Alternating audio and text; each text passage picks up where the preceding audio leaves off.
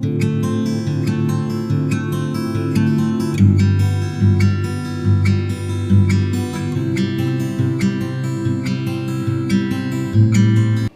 Friends, welcome to my channel. जय माता दी। इस वीडियो में आज मैं आपके साथ शेयर कर रही हूँ हरतालिका तीज व्रत की पूजा विधि।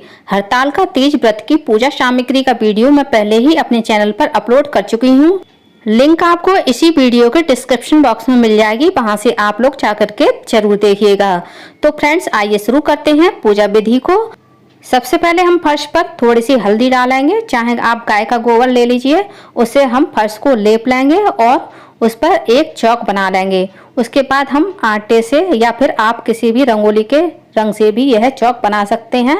यहाँ पे मैंने आटे से अष्टदल कमल बनाया हुआ है और अष्टदल कमल पूजा में बहुत ही ज़्यादा शुभ होता है, इसीलिए मैं सभी पूजा में अष्टदल कमल ही बनाती हूँ ज़्यादातर। चौक काटने के बाद हम उस पर पाटे की या फिर चौकी की स्थापना करेंगे भगवान का आसन लगाने के लिए। तो यहाँ पे मैंने चौकी लगा ली है। इस पर मैंने एक हरे रंग का और एक लाल रंग का कपड़ा बिछाया हुआ है। आप एक ही रंग का कपड़ा भी यूज कर सकते हैं, आप पीला कपड़ा भी यूज कर सकते हैं चौकी पर बिछाने के लिए। इसके बाद हमने पूरे शिव परिवार की फोटो रख ली है और अब हम बेलपत्र पर भगवान गणेश की स्थापना करेंगे। उसके बाद माता पार्वती की भी बेलपत्र पर स्थापना करेंगे। यदि आपके पास बेलपत्र नहीं है तो आप चावल का आसन भी माता रानी को, परमपिता परमेश्वर गणेश जी को दे सकते हैं। फ्रेंड्स, यहाँ पे ये फोटो रखना ऑप्शनल है, आप चाहें तो फोटो रखें या ना रखें, लेकिन आपको इस तरह का शिव परिवार मिट्टी से जरूर बनाना है। माता पार्वती, भगवान भोलेनाथ और गणेश जी हरतालिका तीज की पूजा के लिए। ये शिव परिवार मैंने कैसे बनाया है इसका वीडियो मैं पहले ही चैनल पर अपलोड कर चुकी हूँ। लिंक आपको इसी वीडियो के डिस्क्रिप्शन बॉक्स में मिल जाएगी, वहां से जाकर के आप यह वीडियो देख सकते हैं। अब हमें मौली बांधनी है जल के कलश पर। आप ये जल का कलश मिट्टी का भी ले सकते हैं, तांबे का भी ले सकते हैं और पीतल का भी ले सकते हैं। हरतालिका तीज का पर्व भादौ माह के शुक्ल पक्ष की तीज को मनाया जाता है और ये बहुत बड़ा पर्व होता है। इस व्रत को सबसे पहले माता पार्वती ने भगवान भोलेनाथ के लिए रखा था। इस व्रत को सौभाग्यवती स्त्रियां अखंड सौभाग्य पाने के लिए रखती हैं और कुंवारी लड़कियां मनभावन पति पाने के लिए रखती हैं। तो सबसे पहले हमने कलश में डाला है एक सिक्का, सुपारी और हल्दी की गांठ, फूल और हमें डालने हैं कुछ अक्षत। मीठे के रूप में हम इसमें डाल देंगे एक बतासा और भोग के लिए जो हमने नैवेद्य रखा था वो थोड़ा सा डाल देंगे और कलश पर हम नारियल की स्थापना करेंगे। नारियल को मैंने पहले ही लाल कपड़े में मौली बांधकर लपेट कर रख लिया है। इसी तरह से कलश पर नारियल की स्थापना की जाती है। अब हम कलश पर आम के पत्ते लगा लेंगे, जिस पर मैंने चंदन और लाल कुमकुम लगा के रखा हुआ है। यदि आप कलश पर नारियल रखना नहीं चाहते हैं तो आप दीप कलश भी बना सकते हैं। दीप कलश के लिए आपको चावल की कटोरी में एक दीपक जला के रखना होता है। तो इस तरह से हमने अपना कलश तैयार कर लिया है। अब हम कलश की स्थापना करेंगे। इसके लिए सबसे पहले हम चौकी पर थोड़े से अक्षत डालेंगे और वहां पर हम बनाएंगे अष्टदल कमल। इस पर हमने डाल दी है थोड़ी सी हल्दी। हल्दी बहुत ही शुभ मानी जाती है हमारी किसी भी पूजा में। और अब हम इस पर कर देंगे कलश की स्थापना। कलश में सभी देवी देवताओं का वास माना जाता है। कलश माता लक्ष्मी का रूप होता है, भगवान गणेश का भी रूप होता है, इसीलिए कलश की स्थापना बड़ी पूजा में की जाती है। अब हम सबसे पहले धूप दीप जलाएंगे, भगवान को धूप दीप दिखाएंगे। उसके बाद हम पूजा प्रारंभ करेंगे। हरतालिका तीज व्रत की पूजा में विशेष रूप से गौरी शंकर की पूजा की जाती है और यह व्रत निर्जल रखा जाता है और अगले दिन पूजन के पश्चात ही इस व्रत को खोला जाता है। अब हम सबसे पहले भगवान गणेश की पूजा करेंगे। पीले चंदन से, लाल कुमकुम से भगवान को अक्षत चढ़ाएंगे। हल्दी, मौली, सुपारी, सिक्का, ये सारी चीजें हम भगवान गणेश को अर्पित करेंगे। इस दिन सुहागन स्त्रियां सूर्योदय से पहले उठ जाती हैं और स्नान कर पूरा श्रृंगार करती हैं। पूजा के लिए केले के पत्तों का मंडप भी बनाया जाता है। यदि आपके पास केले के पत्ते नहीं हैं तो आप अपनी इच्छा अनुसार मंडप को सजा सकते हैं, नहीं तो आप इस तरह से चौकी लगाकर भी पूजा कर सकती हैं। तो यहाँ पे मैंने ये सारी चीजें भगवान गणेश को अर्पित कर दी हैं, हल्दी, सुपारी, सिक्का, जनेऊ। और अब हम करेंगे धूप घास भगवान गणेश को अर्पित। एक पुष्प भी मैंने भगवान गणेश को अर्पित किया है। धूप घास भगवान गणेश को अवश्य से चढ़ानी चाहिए क्योंकि भगवान गणेश को धूप घास अति प्रिय है। फ्रेंड्स, जब भी आप पूजा करें मंत्रों का जाप निरंतर मन ही मन आप करते रहें।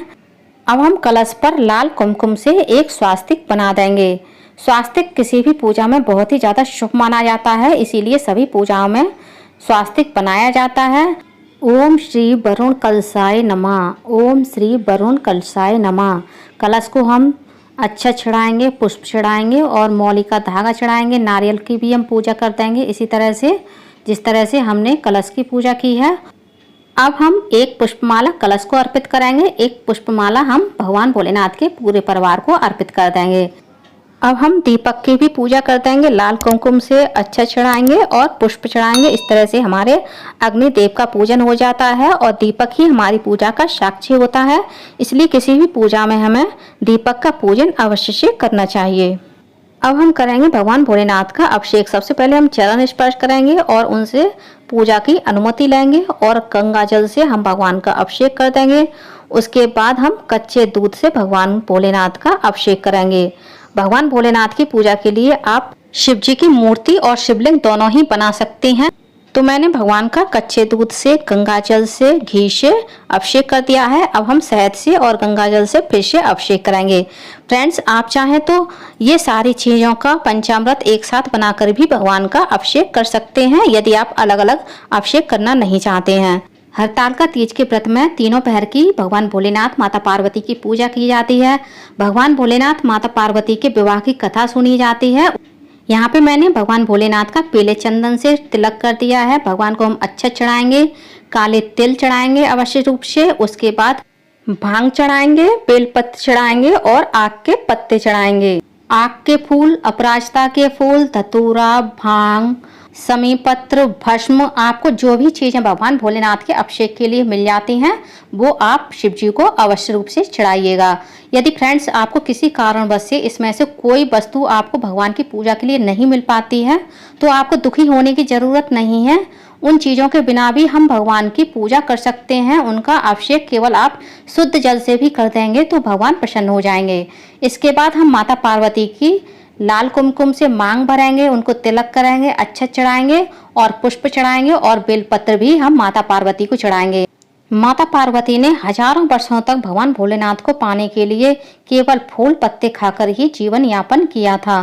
तो इस तरह से हम माता पार्वती को भी ये सारी चीजें अर्पित करेंगे। अब हम सभी को वस्त्र रूपी मौली भी अर्पित कर देंगे। पूजा में हमें दक्षिणा के रूप में कुछ पैसे अवश्य से रखने चाहिए, क्योंकि पूजा में जो कमी रह जाती है वह दक्षिणा रखने से पूरी हो जाती है। अब हमने जो भगवान की फोटो रखी है उस पर भी हम सभी का तिलक कर देंगे, चंदन से, कुमकुम से और अच्छा चढ़ाएंगे, पुष्प चढ़ाएंगे। उसके बाद जो हमने हरतालिका तीज व्रत की कथा रखी है उसका भी हमें अवश्य से पूजन करना चाहिए। कथाओं से ही हमें व्रत के लाभ और महत्व के बारे में पता चलता है। आप कथाओं को पढ़ भी सकते हैं और सुन भी सकते हैं। अब हम माता रानी को सुहाग पिटारी अर्पित कराएंगे। सुहाग में मैंने 16 श्रृंगार लिए हैं। आपके पास जितनी भी सामर्थ्य हो आप सुहाग की 5, 7, 11 इस तरह से भी सुहाग की सामग्री माता रानी को अर्पित कर सकती हैं। यदि आप किसी कारणवश से इस तरह की सुहाग पिटारी माता को दान नहीं कर सकती हैं तो आप इस तरह की मिट्टी की सुहाग पिटारी बनाकर भी माता को दान कर सकती हैं, जिसमें मैंने एक में सिंदूर, एक में लाल कपड़ा, एक में बिंदी, एक में महावर और एक में मैंने मेहंदी रखी हुई है। ये सुहाग पिटारी मैंने कैसे बनाई है इसका भी वीडियो आपको मेरे चैनल पर मिल जाएगा, लिंक आपको डिस्क्रिप्शन बॉक्स में मिल जाएगी, वहां से आप वह वीडियो जरूर देखिएगा। अब हमने जो नैवेद्य में मिठाई और फल रखे हैं उनका भी भोग हम सभी भगवान को लगा देंगे। यहाँ पे मैंने मौसमी फल, केला और सेब लिया है। यदि आपको खीरा और ककड़ी मिल जाए तो उसका भी भोग आप भगवान को अवश्य लगाएं। मुझे खीरा और ककड़ी मिल नहीं पाया है। ककड़ी खाकर ही हरतालिका तीज व्रत का अगले दिन पारण किया जाता है। अब हमने जो बेने में पूड़ी और मीठे पुआ बनाए हैं उनका भी भोग लगा दिया है। अब हम भगवान को लगाएंगे इत्र। बेना हमेशा पेड़ में बनाया जाता है। आप 5 का पेड़ बना सकते हैं, 7 का भी पेड़ बना सकते हैं और 11 का भी पेड़ बना सकते हैं। मैंने यहाँ पे 11 का पेड़ बनाया है। फ्रेंड्स, अगले दिन पूजा का विसर्जन कैसे करना है, हमें माता से चीर कैसे लेना है, माता से सुहाग कैसे लेना है, मूर्तियों का विसर्जन कैसे करना है, कहाँ करना है और इस सुहाग पिटारी का हमें क्या करना है, इसका भी वीडियो मैं चैनल पर जल्दी ही अपलोड करने वाली हूँ। उस वीडियो का लिंक भी आपको इसी वीडियो के डिस्क्रिप्शन बॉक्स में मिल जाएगा, वहां से आप जाकर के वह वीडियो भी देख सकते हैं। सारी पूजा कर लेने के बाद हम सभी भगवान को धूप दीप दिखाएंगे। उसके बाद हम हरतालिका तीज व्रत की कथा पढ़ेंगे। फ्रेंड्स, हरतालिका तीज व्रत की कथा का भी वीडियो मैं अलग से चैनल पर अपलोड कर दूंगी, वरना वीडियो बहुत ज़्यादा लंबा हो जाएगा, तो आप वह वीडियो भी जरूर देखिएगा। उस वीडियो का लिंक भी मैं इसी वीडियो के डिस्क्रिप्शन बॉक्स में दे दूंगी। अब हम भगवान भोलेनाथ को एक जनेऊ भी अर्पित कर देंगे। ये जनेऊ मैंने कच्चे सूत से बनाया है, आप चाहें तो रेडीमेड जनेऊ भी भगवान को अर्पित कर सकते हैं। उसके बाद हमें करना है एक छोटा सा हवन। मैंने हवन के लिए गाय के गोबर का उपला लिया है, जिसे मैंने आंच पर जला लिया है। आप चाहें तो आम की संविधाएं भी रख सकते हैं हवन के लिए। इस पर हम थोड़ा सा घी डालेंगे, कपूर रखेंगे और अग्नि का आवाहन करेंगे, अग्निदेव को प्रणाम करेंगे। उसके बाद हम सबसे पहले भगवान गणेश के मंत्रों का उच्चारण करते हुए हमें भगवान गणेश के नाम से आहुतियाँ देनी है। उसके बाद भगवान भोलेनाथ की और माता पार्वती के नाम की मंत्रों के साथ हमें आहुतियाँ देनी है। लौंग का जोड़ा चढ़ाना है, बतासा चढ़ाना है, इलायची चढ़ानी है और हमने भोग में जो नैवेद्य रखा है वह भी हमें इसी हवन में भगवान को अर्पित करना है, क्योंकि अग्नि के द्वारा ही हम भगवान को भोग समर्पित करते हैं और भगवान हमारा भोग स्वीकार करते हैं। हवन करने के बाद हवन की आरती सबसे पहले हमें भगवान को, देवी माँ को देनी चाहिए, उसके बाद से स्वयं लेनी चाहिए। सबसे पहले अब हम अग्नि को शांत करेंगे और आरती स्वयं लेंगे और भगवान की आरती करेंगे, हवन देव की आरती करेंगे। इसके लिए सबसे पहले हम दीपक जलाएंगे। यहाँ पे मैंने कपूर दीपक जलाया हुआ है। आप चाहे तो जो आपने घी का दीपक बना के रखा है उससे भी आरती कर सकते हैं, लेकिन कपूर दीपक से भी आरती करना बेहद शुभ होता है। तो सबसे पहले हम हवन देव की आरती करेंगे कपूर दीपक से। उसके बाद भगवान गणेश की आरती करेंगे, माता पार्वती की आरती करेंगे, भगवान भोलेनाथ की आरती करेंगे और हमने जो कलश की स्थापना की है उसकी भी हम आरती करेंगे। इस तरह से हम पूरी आरती कर लेने के बाद दीपक को शांत करेंगे, अग्निदेव की आचमनी करेंगे।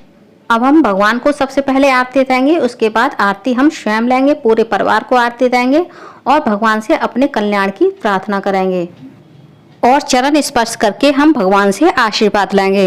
तो फ्रेंड्स, हरतालिका तीज व्रत की पूजा विधि का यह वीडियो आप लोगों को मेरा कैसा लगा कमेंट करके जरूर बताइएगा। और यदि आप मेरे चैनल पूनम की आस्था पर पहली बार आए हैं तो प्लीज़ चैनल को सब्सक्राइब कर लीजिए, वीडियो को ज़्यादा से ज़्यादा लाइक कीजिए, शेयर कीजिए, साथ ही बेल आइकन को प्रेस कर दीजिए ताकि हमारी आने वाली सारी लेटेस्ट वीडियो की नोटिफिकेशन आप लोगों को टाइम से मिल सके। धन्यवाद फ्रेंड्स। कमेंट बॉक्स में ओम नमः शिवाय जय मां गौरी अवश्य लिखिएगा। ओम नमः शिवाय जय मां गौरी।